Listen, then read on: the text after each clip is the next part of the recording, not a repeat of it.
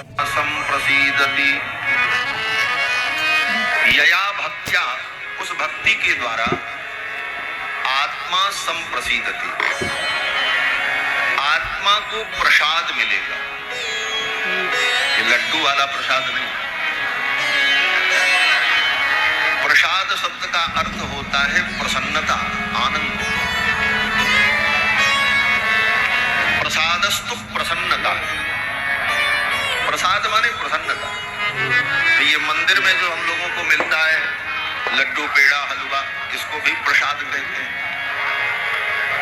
बोले उसको प्रसाद कहते हैं इसलिए कि वो जो मंदिर में जाने पर आपको मिला, फूल मिला, माला मिली, तुलसी मिली, भगवान का भोग मिला, तो इन सब को क्या कहते हैं? बोले प्रसाद।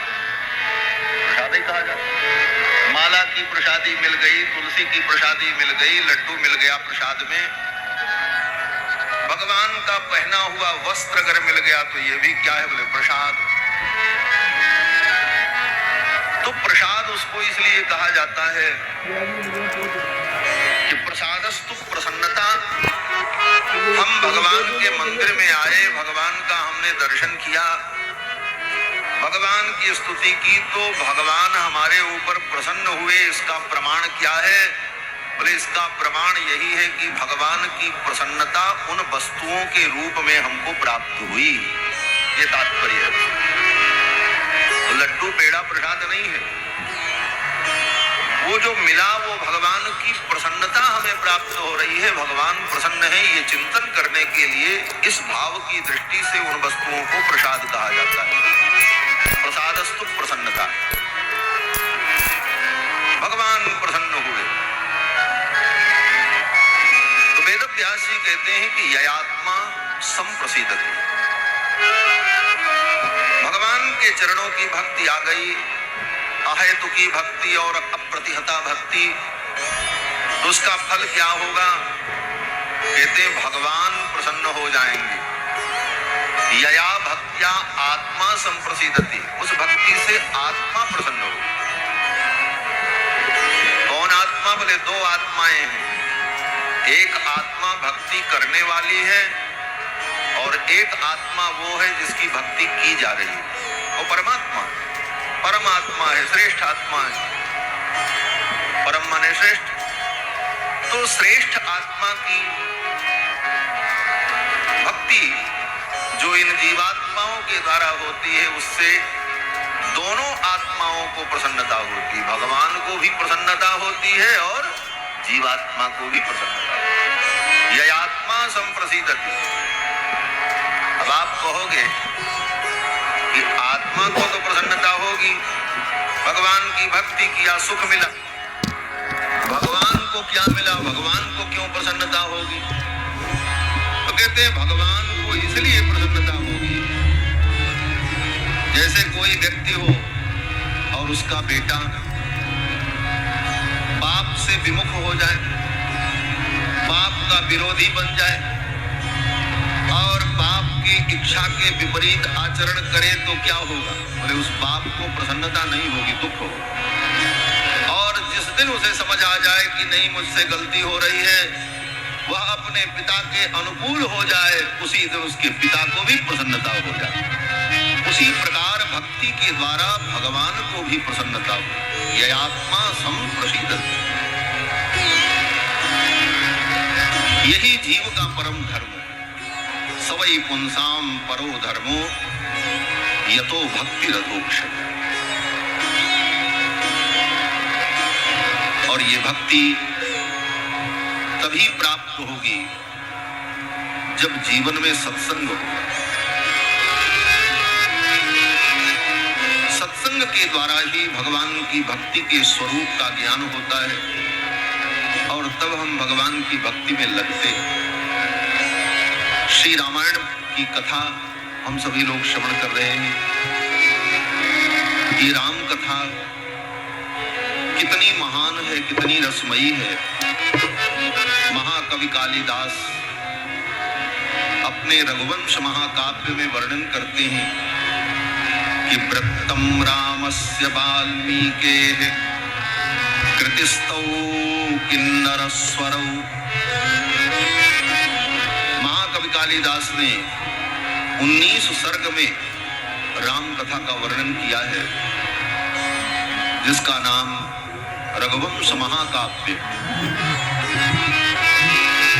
और वर्णन करने का कारण था,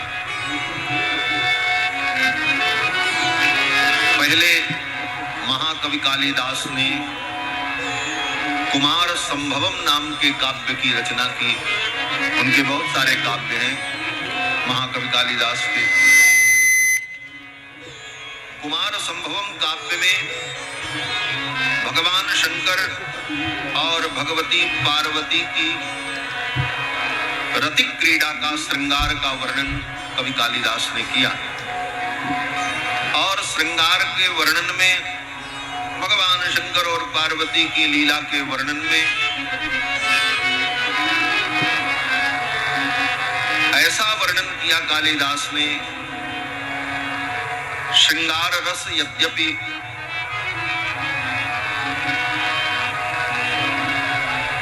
साहित्य के विद्वानों के लिए परम श्रेष्ठ रस है, लेकिन उसकी भी एक मर्यादा होती है।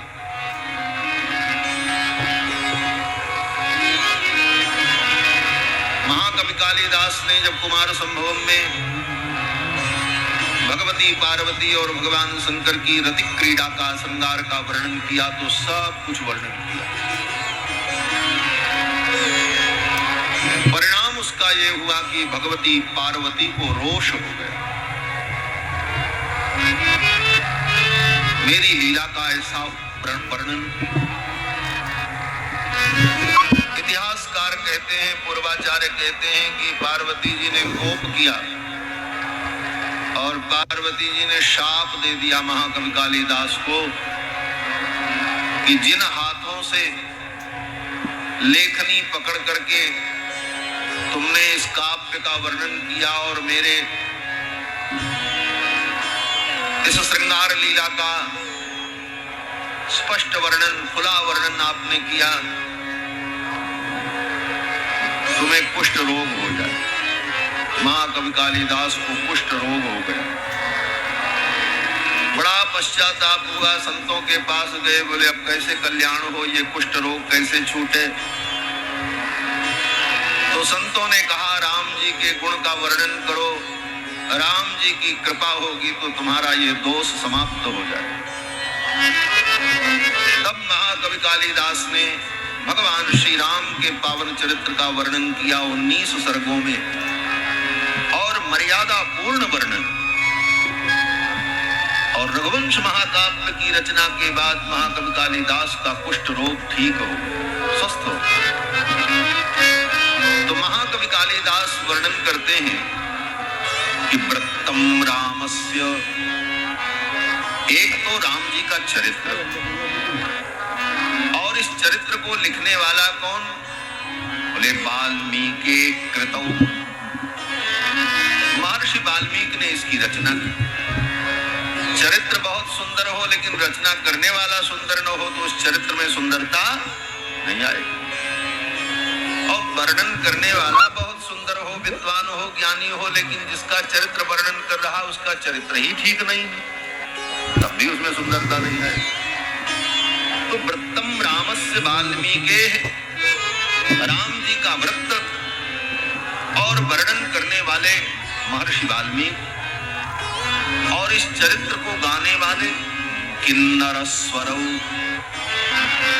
किन्नरों के समान जिनका स्वर है, ऐसे कौन? बोले कुश और लव, दोनों भाई इसको गा रहे हैं। महाकवि कालिदास कहते हैं कि रचना किसकी? वाल्मीकि की, और चरित्र किसका? बोले राम का, और गाने वाले कौन? बोले लव कुश। इसके बाद अगर इस चरित्र को सुन करके किसी का मन प्रसन्न नहीं हुआ तो वो अभागा है, दुर्भाग्यशाली है। किम तत् केन मनोहर्तुम, किसका मन इस चरित्र को सुन करके आह्लादित नहीं? ऐसा राम जी का पावन चरित्र बड़े बड़े ऋषि मुनि अमलात्मा महात्मा भगवान के चरित्र का वर्णन करके अपने को धन्य और कृतकृत्य अनुभव करते हैं। प्रायेण मुनयो राजन निवृत्ता विदिशेदतः नैर्गुण्यस्था रमन्ते स्म गुणानुकथने हरे। भगवान हरि के गुण वर्णन में अपने को कृतार्थ करते हैं बड़े बड़े मुनि महात्मा। जीवन मुक्त महामुनि जीवु हरि गुण सुनत अघाई नहीं। ऐसा दिव्य चरित्र कल के प्रसंग में आप सभी लोगों ने श्रवण किया कि कुश और लव ने राम जी के दरबार में इस कथा का गायन प्रारंभ किया और सर्वप्रथम अयोध्यापुरी का वर्णन किया।